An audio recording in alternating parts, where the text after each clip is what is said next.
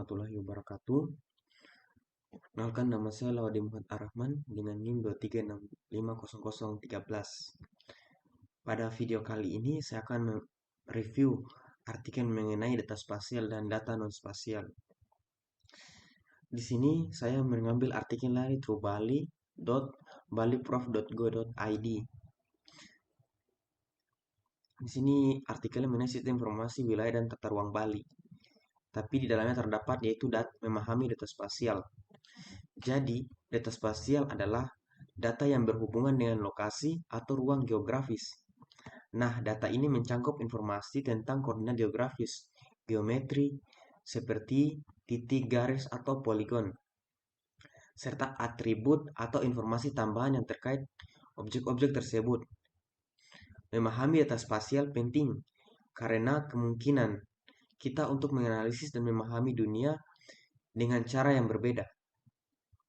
Sebagian besar data dalam SIG atau Sistem Informasi Geografis merupakan data spasial, yaitu sebuah data yang berorientasi geografis, memiliki sistem koordinat tertentu sebagai dasar referensinya, dan mempunyai dua bagian penting yang membuatnya berbeda dari data yang lain, yaitu informasi lokasi atau spasial, dan informasi deskriptif atau atribut. Informasi lokasi spasial berkaitan dengan suatu koordinat, baik koordinat geografi, lintang, dan bujur. Koordinat X, Y, Z termasuk informasi datum dan proyeksi. Informasi deskriptif atau atribut atau informasi non-spasial. Suatu lokasi yang memiliki beberapa keterangan yang berkaitan dengan contohnya vegetasi, populasi, luasan, kode pos, dan sebagainya. Berikutnya itu konsep data spasial itu seperti apa? Nah, konsep data spasial yaitu pertama ada koordinat geografis. Koordinat geografis ini berfungsi untuk menentukan posisi suatu objek permukaan bumi. Koordinat ini biasanya dinyatakan dalam bentuk koordinat geografis seperti lintang dan bujur, atau latitude dan longitude, atau sistem koordinat proyeksi yang lebih kompleks. Yang kedua yaitu ada geometri objek. Data spasial dapat berupa titik, contohnya lokasi GPS, garis, contohnya jalan atau sungai, atau poligon, contohnya wilayah administratif atau batas lahan. Setiap objek memiliki geometri yang unik yang ditentukan oleh koordinatnya. Topologi. Topologi merupakan hubungan spasial antara objek-objek dan dalam data spasial. Ini mencakup konsep seperti kedekatan, simpul, jarak, hubungan lainnya antara objek-objek di dalam dataset. Yang berikutnya yaitu yang keempat, metadata. Metadata adalah informasi deskriptif tentang data spasial, seperti sumber data, tanggal, dan waktu pembuatan. Proyeksi dan informasi lainnya yang penting untuk memahami dan menggunakan data tersebut dengan benar. Proyeksi berfungsi untuk mengubah koordinat geografis menjadi sistem koordinat yang lebih sesuai untuk analisis dan pemetaan. Proyeksi dapat berbeda-beda tergantung pada tujuan analisis dan lokasi geografis data. Analisis spasial. Analisis spasial ini melibatkan penggunaan data spasial untuk menjawab pertanyaan yang berkaitan dengan ruang atau lokasi. Ini meliputi operasi seperti overlay, analisis, buffering, analisis jarak, interpolasi, dan banyak lagi. Itulah beberapa konsep data spasial. Dengan memahami konsep-konsep ini, kita dapat menggunakan data spasial dengan lebih efektif untuk memahami dunia, mengambil keputusan yang lebih baik, dan mengembangkan solusi untuk berbagai masalah seperti di bidang pemetaan, lingkungan, transportasi, dan lainnya. Yang berikutnya yaitu format data spasial. Secara sederhana, format dalam bahasa komputer berarti bentuk atau kode penyimpanan data, berbeda dengan antara file satu dengan filenya. Dalam sistem informasi geografis, data spasial terdiri dari dua format yaitu data vektor dan data raster. Apa sih data vektor itu? Nah, data vektor itu merupakan bentuk bumi berupa kumpulan garis, area, daerah yang terdiri dari garis yang berawal dan berakhir pada titik yang sama. Titik dan nodes merupakan titik pertemuan antara dua buah garis. Nah, ini contohnya. Ini poligon. Keuntungan utama dari format vektor adalah ketepatan dalam mempresentasikan fitur titik, batasan dan garis lurus. Hal ini sangat berguna untuk analisa yang membutuhkan ketepatan posisi. misalnya pada basis data batas-batas kadaster. Contoh penggunaan lainnya adalah untuk mendefinisikan hubungan spasial dan beberapa fitur. Kelemahan data vektor yang utama adalah ketidakmampuannya adalah mengakomodasi perubahan gradual. Yang berikut data raster. Data raster adalah data yang dalam sistem penginderan jauh. Pada dasarnya objek geografis terrepresentasikan sebagai struktur cell grid yang disebut pixel. Nah, ini pixel namanya.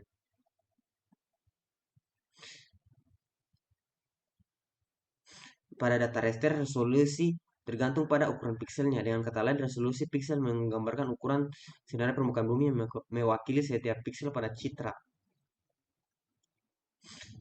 Nah, itu saja mungkin penjelasan mengenai data spasial. Kita lanjut ke data non spasial atau yang lebih dikenal data atribut. Nah, data atribut ini saya ambil artikelnya di kompas.com. Nah, ini linknya. Pengertian data atribut atau data non spasial. Data atribut adalah data yang menampilkan deskripsi atau penjelasan suatu fenomena di permukaan bumi dalam bentuk angka, kata, atau tabel. Jenis data ini berfungsi menggambarkan gejala topografi karena memiliki aspek kuantitatif dan juga kualitatif.